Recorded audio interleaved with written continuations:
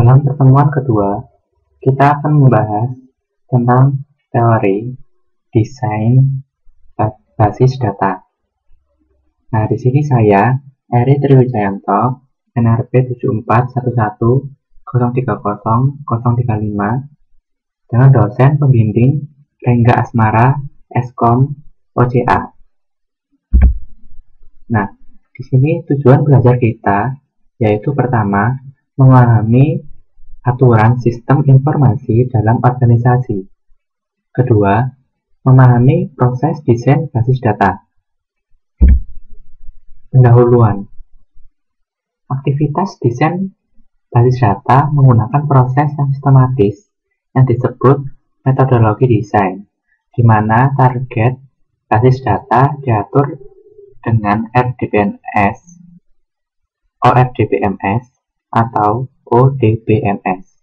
Metodologi desain menggunakan alat bantu seperti Designer 2000 dari Oracle, ERWIN, BPWIN, dan Paradig plus Soleh, Platinum Technology, dan lain sebagainya.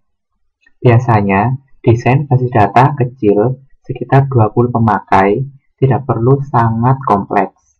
Tetapi, untuk ukuran medium atau basis data besar yang melayani beberapa grup aplikasi yang luas, puluhan sampai ratusan pemakai, pendekatan sistematis menjadi sangat perlu untuk melakukan desain basis data. Basis data yang besar dengan data beberapa puluh sampai gigabyte dan skema dengan lebih dari 30-40 tipe entity yang berbeda, dapat memenuhi array yang besar dari basis data pemerintahan, industri, dan institusi finansial dan komersial. Sektor industri termasuk di dalam bank, hotel, airline, asuransi, utilitas, dan komunikasi menggunakan basis data untuk operasi setiap hari, 24 jam, 7 hari per minggu, atau operasi 24 kali 7. Sistem aplikasi untuk basis data tersebut disebut sistem pemrosesan transaksi untuk volume transaksi besar. Sistem basis data menjadi bagian dari sistem informasi dari beberapa organisasi. Tahun 1960-an, sistem informasi didominasi dengan sistem file. Tetapi, sejak awal 1970-an, organisasi mulai berpindah ke sistem basis data.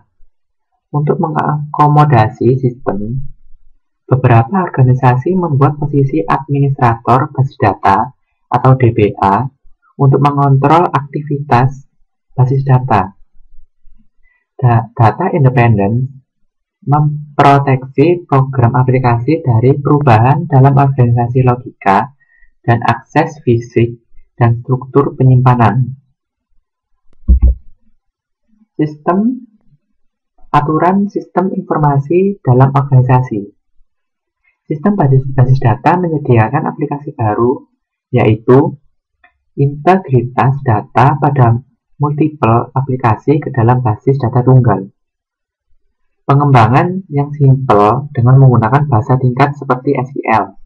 Yang ketiga, kemungkinan didukung untuk browsing dan query untuk manajer dalam pemrosesan transaksi level produksi yang besar. Siklus sistem informasi. Pada organisasi yang besar, sistem basis data adalah bagian dari sistem informasi. Di dalamnya termasuk semua resource yang dilibatkan dalam koleksi, manajemen, penggunaan, dan diseminasi informasi resource dari organisasi. Pada sistem komputerisasi, resource adalah data itu sendiri, perangkat lunak DBMS, perangkat keras komputer sistem, media penyimpanan, personal yang menggunakan dan mengatur data, atau DBA, pemakai dan pemakai, akhir, dan sebagainya. Perangkat lunak aplikasi yang mengakses dan mengubah data, dan programmer aplikasi yang mengembangkan aplikasi. Proses desain basis data. Di sini terdapat 6 tahap utama pada proses desain basis data, antara lain yaitu: pertama, koleksi dan analisa kebutuhan. Yang kedua, desain basis data konseptual. Ketiga, pemilihan DBMS. Keempat, pemetaan model data, atau yang disebut juga sebagai basis data logika. Yang kelima, desain basis data fisik. Dan yang keenam, implementasi dan tuning sistem data, basis data. Tujuan desain basis data antara lain yaitu memenuhi kebutuhan isi informasi dari pemakai dan aplikasi tertentu. Yang kedua, menyediakan instruktur informasi alami dan mudah dipahami. Ketiga yaitu mendukung kebutuhan pemrosesan dan performansi objektif seperti respon. Yang keempat, time, processing time dan storage space. Kemudian proses basis data. DBMS mempunyai beberapa keuntungan dibandingkan sistem file, seperti mudah penggunaan, konsolidasi informasi perusahaan yang lebih luas, ketersediaan data yang lebih luas, dan akses yang lebih cepat ke informasi. Dengan akses berbasis web, bagian data dapat dibuat akses global seperti pemakai luar, serta mengurangi biaya pengembangan aplikasi, mengurangi redundansi data, dan keamanan dan kontrol yang lebih baik. Beberapa DBMS sekarang menggunakan versi yang berjalan pada beberapa konfigurasi perangkat keras atau perangkat lunak. Kebutuhan aplikasi untuk backup, recovery, performansi, integritas, dan security harus juga dipertimbangkan, serta dirancang sebagai solusi total untuk pemrosesan informasi dan manajemen sumber daya informasi yang diperlukan dalam organisasi. Ringkasan. Terdapat aturan sistem informasi dalam organisasi. Sistem basis data dilihat sebagai bagian sistem informasi dalam aplikasi yang berskala besar. Basis data sebagai manajemen resource informasi dalam organisasi dan kelangsungan hidupnya dalam tetap berjalan. Terdapat 6 tahap dalam proses perancangan. 3 tahap yang umum dalam perancangan basis data adalah rancangan konseptual, rancangan logika atau pemetaan model data, dan rancangan fisik. Sedangkan tahap inisial adalah koleksi dan analisa kebutuhan yang biasanya termasuk dalam tahap pradesain.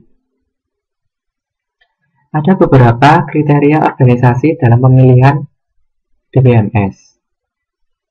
Jika permasalahan performansi terdeteksi dan aplikasi baru diaplikasikan, rancangan harus dimodifikasi. Pada basis data relasional, faktor yang berakibat pada keputusan rancangan basis data fisik dan menyediakan tuntunan pemilihan alternatif rancangan desain. Oke, selanjutnya kita akan membahas latihan soal. Di sini ada 6 tahap utama pada desain basis data. Yang pertama yaitu koleksi dan analisa kebutuhan, desain basis data konseptual, pemilihan DBMS, pemetaan model data, desain basis data fisik, implementasi dan tuning sistem basis data.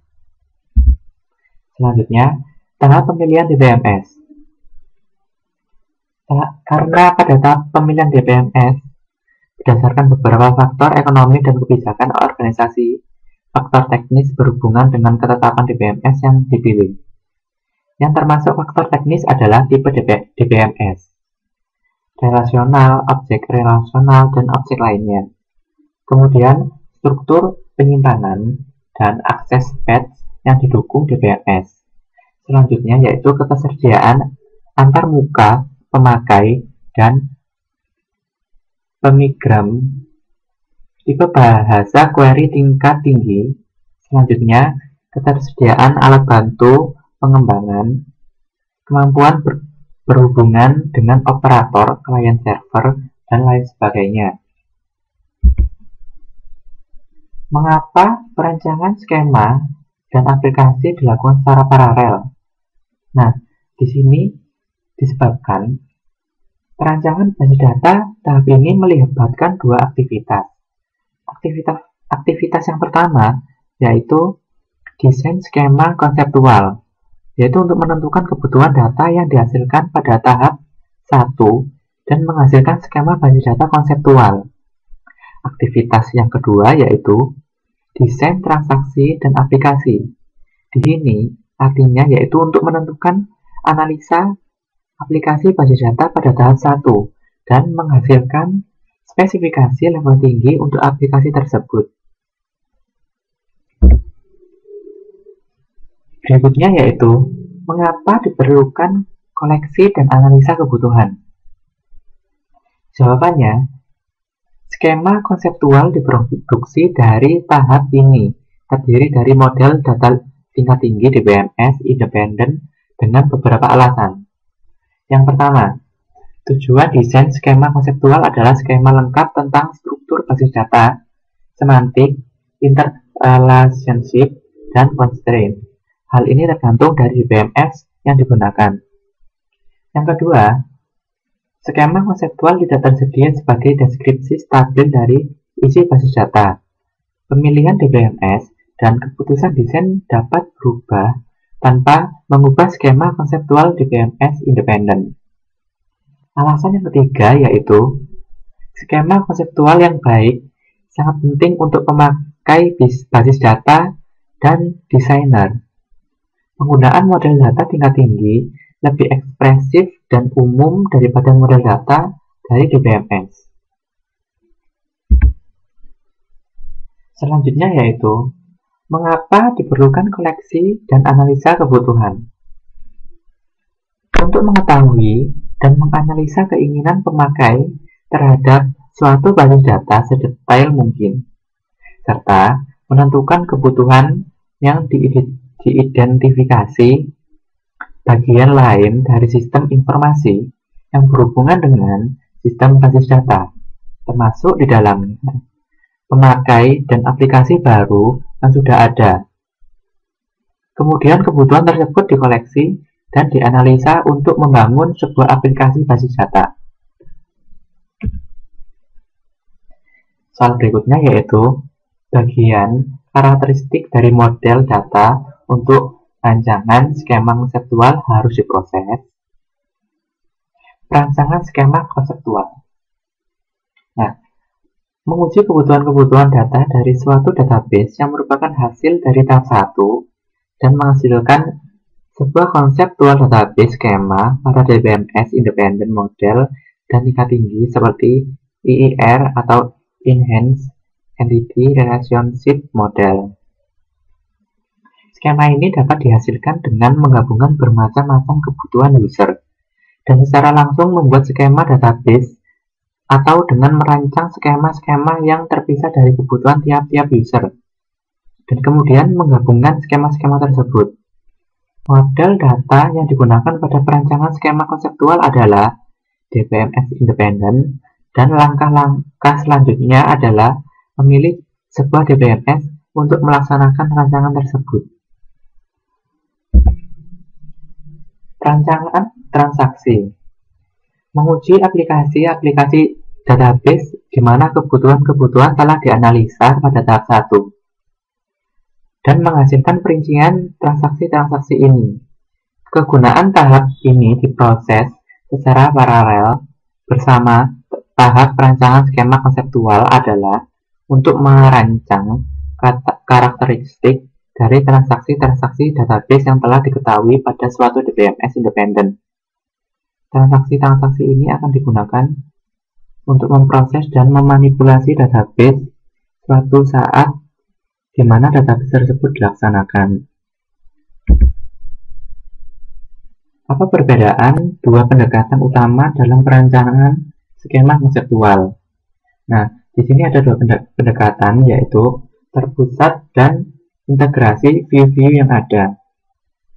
Terpusat yaitu kebutuhan-kebutuhan dari aplikasi atau kelompok-kelompok pemakai yang berbeda digabungkan menjadi satu set kebutuhan pemakai, kemudian dirancang menjadi satu skema konseptual.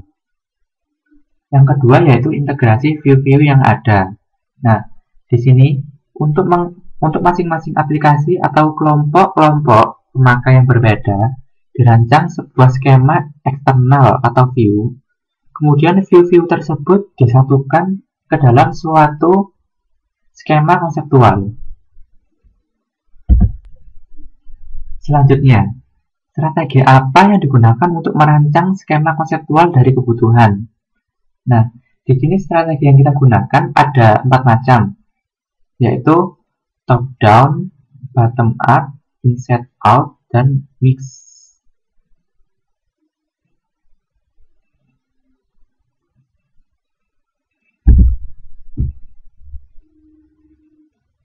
Sebut faktor-faktor untuk memperlancar pemilihan paket DBMS untuk sistem informasi dalam organisasi.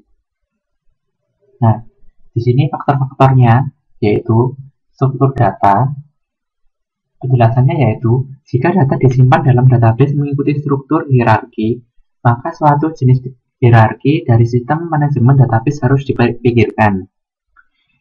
Faktor yang kedua yaitu personal yang terbiasa dengan sistem yang terdahulu.